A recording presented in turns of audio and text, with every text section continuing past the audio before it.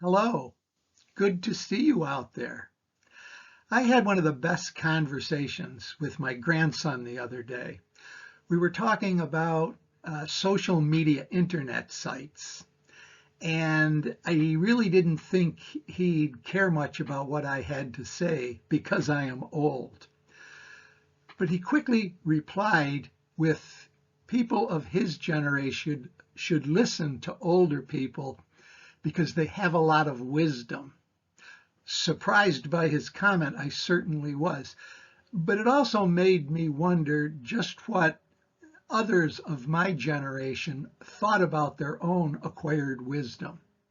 I think most of us would believe that we have acquired a certain degree of wisdom over the years, but how many believed that they still had more to learn, more wisdom to gain, that the younger generation would care about in the years they still had ahead of them? The reason this question struck me was because of what we constantly hear today through the media and on internet sites about the loss of mental ability as we age. I did a quick Google search and I found the following. Let me read it to you. As people get older, changes occur in all parts of the body, including the brain. As a result, some people may notice that it takes longer to learn new things. They don't remember information as well as they did, or they lose things.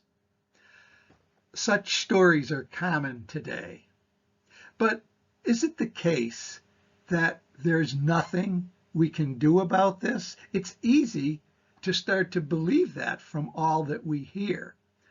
But I question that. I don't think it's necessarily the case. What if I were to tell you that today, just a few weeks before turning 74 years old as I record this, that I read books faster and learn and retain key insights longer and better than I did back when I was younger and in my college years. I actually did somehow acquire a bachelor's and a master's degree in mathematics in my college years. But to be honest, I know I never really understood the underlying concepts in many of those courses, especially statistics, anywhere near as well as I do today. Back then, all I really cared about was passing the course. After college, I got a job as a software developer, which I probably would have continued to do for the rest of my career and continue to be doing it today if it wasn't for becoming fascinated with how some people are able to learn and retain key insights and perform so much better than others. This led to my starting my own company 25 years ago, focused on human performance. When I started that company, my business strategy was to always stay on the leading edge of performance research, learning and applying the latest techniques and tools and thinking when it came to performance. One idea that caught my attention early in my consulting career was the observation that while the world was rapidly and constantly changing, as was evident by all the new tools and techniques that were constantly flooding the market, there was something about all of it that never changed at all. That simple idea of no change within constant change continued to fascinate me throughout 25 years of consulting. Throughout my performance improvement consulting career, I have used many tools, techniques, and methods to help clients. A few of the more popular ones that you may be familiar with if you're in the information technology field include the CMMI framework, the Lean Six Sigma toolkit, artificial intelligence, machine learning tools and techniques, and more lately, the Essence framework, which deals specifically with that idea of no change within constant change. Large communities of interest have grown up around many of these areas, along with their own language and buzzwords. And IT professionals, including myself, often spend hundreds, if not thousands of hours learning the language and the techniques and the tools and the jargon so that we can then take some examinations leading to certifications. We do this so that we can claim some level of expertise so that people might be inclined to listen to what we have to say.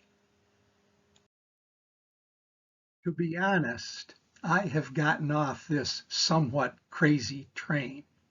I've managed to escape by teaching myself to distinguish the true innovations from all the pretenders, the hype, and the spin. Now, what does all this have to do with learning things faster and retaining what you learn longer as you age? Am I suggesting you should stop learning new approaches and seeking advanced certifications? No, of course not. But I am suggesting you need to find what fascinates you and then keep it close to the front of your brain at all times.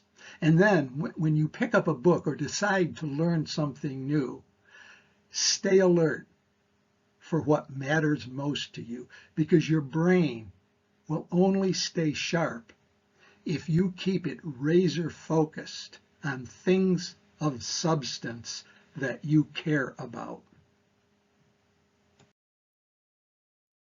When I tell people that I read books faster and take away key insights far more effectively than when I was young, some look at me askance and wonder if I'm really reading those books or just scanning them. If you think this way, you may be missing my point. I used to scan books too, but before you start scanning a book or anything you might want to read, you need to know what you're looking for and you need to care about it. If you want to keep your mind sharp, don't dull it by wasting your time with the 99% of the junk that you find out on the internet. And be aware that even the reasonably good stuff you find out there, the vast majority of it is hype, buzzword, and spin. In short, teach yourself not to waste your time on the things that have no consequence in your life.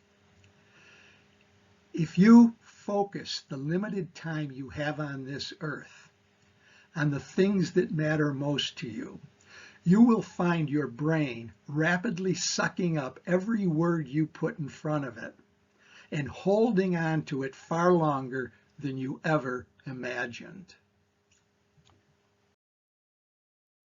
If you are interested in learning more about my background as the author of this video blog post, or if you're interested in learning more about the things that never change or the Essence framework, please go to my website, www.essence-in-use.com.